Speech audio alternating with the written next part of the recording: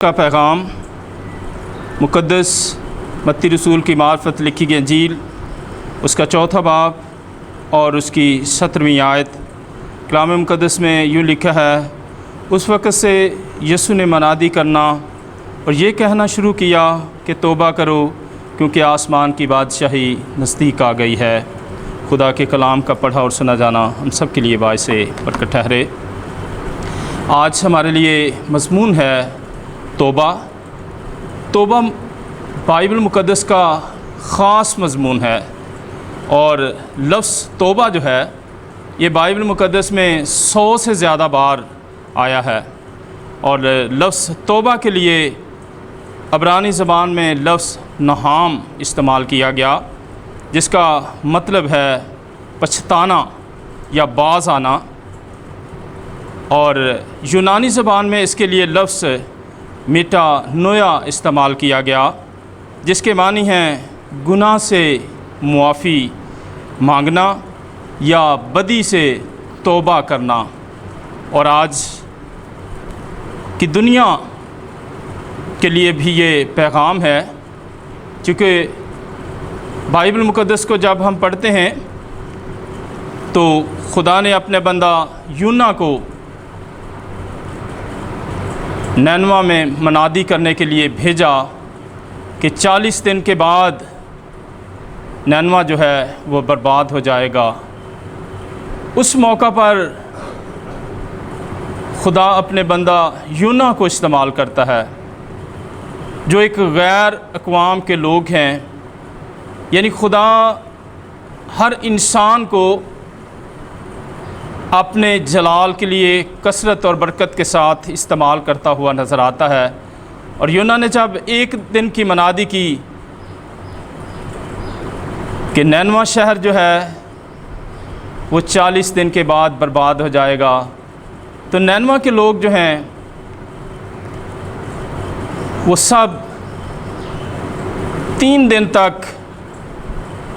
خاکساری کا اظہار کرتے ہیں۔ اور جب بادشاہ کو پتہ چلا تو بادشاہ نے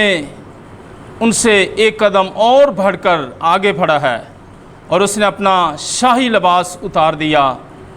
اور اس کی جگہ ٹاٹ اوڑھ لیا اور روزے کی منادی کی، تاکہ نینوا کے لوگ بچ سکیں۔ اس نے اپنے سر پر راکھ ڈالی ہے، جس بات کی علامت ہے کہ میں اور ہماری پوری قوم جو ہے وہ خدا کے حضور خاکسار بن گئی ہے۔ ہم نے اپنے گناہوں سے توبہ کرتے ہیں اور خدا اپنے قہر شدید کو نازل کرنے سے باز رہتا ہے۔ آج میں اس بات کو پوری دنیا کے سامنے رکھنا چاہتا ہوں کہ وہ کون سے عوامل ہیں جو ہمیں توبہ سے روکتے ہیں۔ سب سے پہلی بات کہ ابلیس جو ہے وہ ہمیں توبہ نہیں کرنے دیتا، کیونکہ ابلیس کا مطلب ہے الزام لگانے والا، اور ابلیس جو ہے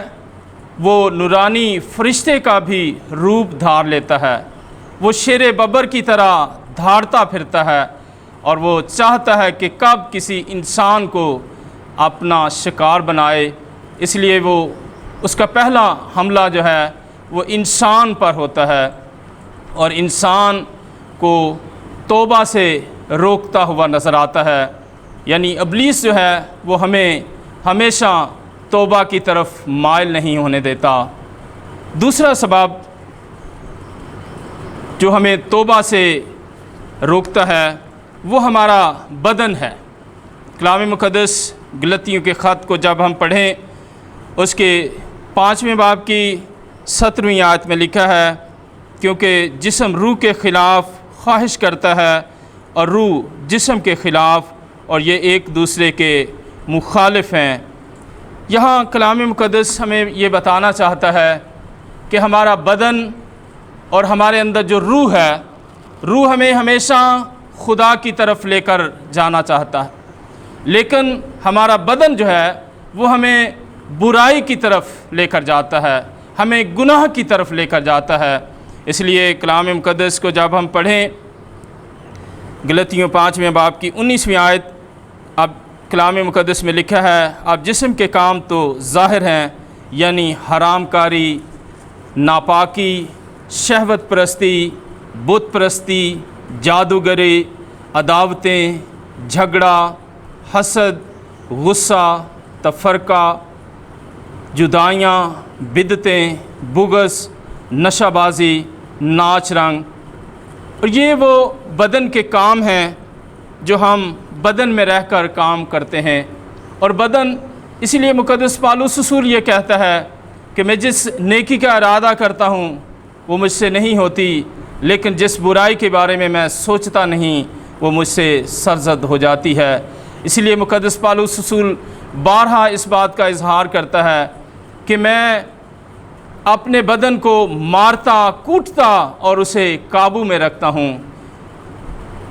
تاکہ ایسا نہ ہو کہ اوروں میں منادی کر کے خود نامقبول ٹھہروں۔ یعنی مقدس پالوس یہ کہنا چاہتا ہے کہ میں اپنے بدن کو اپنی روح پر غالب نہیں ہونے دیتا، اور اسی میں کوشش میں لگا رہتا ہوں۔ خداوند یسوع مسیح نے بھی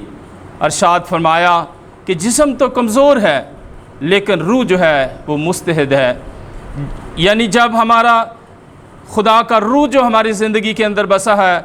جب وہ ہمارے بدن پر غالب رہتا ہے تو ہم روحانی طور پر مضبوط رہتے ہیں۔ اور تیسری بات کہ دنیا جو ہے وہ ہمیں توبہ کی طرف نہیں آنے دیتی، یا توبہ کی طرف ہمارا دھیان نہیں جانے دیتی، کیونکہ دنیا، کلام مقدس میں خداوند یسوع مسیح نے یہ فرمایا کہ تم اس دنیا کے نہیں اور میں بھی اس دنیا کا نہیں۔ اس لیے ہم جب اس دنیا کے نہیں ہیں تو ہمیں دنیا کے سے کام کرنے کی ضرورت نہیں ہے۔ اور کلام مقدس میں خاص طور پر کلام مقدس میں لکھا ہے، جب ہم متی کے انجیلی بیان کو پڑھتے ہیں تو اس میں خاص طور پر لکھا ہے کیونکہ ان چیزوں کی تلاش میں غیر قومیں رہتی ہیں اور تمہارا آسمانی باپ جانتا ہے کہ تم ان سب چیزوں کے محتاج ہو۔ لکھا ہے کہ بلکہ تم پہلے اس کی بادشاہی اور اس کی راست بازی کو تلاش کرو تو یہ سب چیزیں جو ہیں وہ تم کو مل جائیں گی۔ یعنی خدا ہماری فکر کرتا ہے، وہ ہمیں ہر چیز دینا چاہتا ہے اس دنیا میں، لیکن ہم دنیا کے ساتھ مل کر دنیا کی رنگینیوں کی طرف بڑھتے ہیں۔ اور خدا آج ہمیں یہ پیغام دینا چاہتا ہے کہ ہم ابلیس کو جو ہمیں توبہ کی طرف مائل نہیں ہونے دیتا، ہمارا بدن جو ہمیں توبہ کی طرف مائل نہیں ہونے دیتا، دنیا جو ہمیں خدا کی طرف جانے سے روکتی ہے، ہمیں ان 3 باتوں کو اپنی زندگی میں آنے نہیں دینا۔ اور جب ہم یسایا نبی کے صحیفے کو پڑھتے ہیں، اور یہاں پہ خاص طور پر یہ بات لکھی ہے، یسایا نبی کا صحیفہ اس کا 44واں باب اور اس کی 22ویں آیت میں کہ میں نے تیری خطاؤں کو گھٹاؤں کی مانند اور تیرے گناہوں کو بادل کی مانند مٹا ڈالا، میرے پاس واپس آ جا کیونکہ میں نے تیرا فدیہ دیا ہے۔ یقیناً خداوند یسوع مسیح نے ہمیں اپنے پاک خون کے وسیلے سے خرید لیا ہے، اور یسوع مسیح آج ہمیں یہ پیغام دینا چاہتا ہے کہ ہم اپنی نجی زندگی جو ہے وہ خداوند یسوع مسیح کے تابع کریں اور روز بروز مسیح یسوع میں بڑھتے چلے جائیں، اور دنیا سے یہ وبا یعنی کرونا وائرس، اس کے ساتھ ساتھ ٹڈی دل کا حملہ، یا دنیا سے قتل و غارت، یا درندوں یا دیگر آفات جو ہیں وہ کبھی ختم نہیں ہو سکتی جب تک ہم توبہ نہیں کریں گے۔ اگر ہم توبہ کریں گے تو یقیناً خدا جو رحیم اور کریم ہے، جو قہر کرنے میں دھیما اور شفقت میں غنی ہے اور عذاب نازل کرنے سے ہمیشہ باز رہتا ہے، یقیناً وہ ہمیں معاف کر دے گا، وہ ہمیں بحال کر دے گا، وہ ہمیں ابدی زندگی کا وعدہ دیتا ہے کہ میں جاتا ہوں اور تمہارے لیے جگہ تیار کرتا ہوں، جہاں میں ہوں وہاں تم بھی رہ سکو۔ آج کے کلام کے وسیلے سے خدا آپ سب کو برکت عطا فرمائے، آمین۔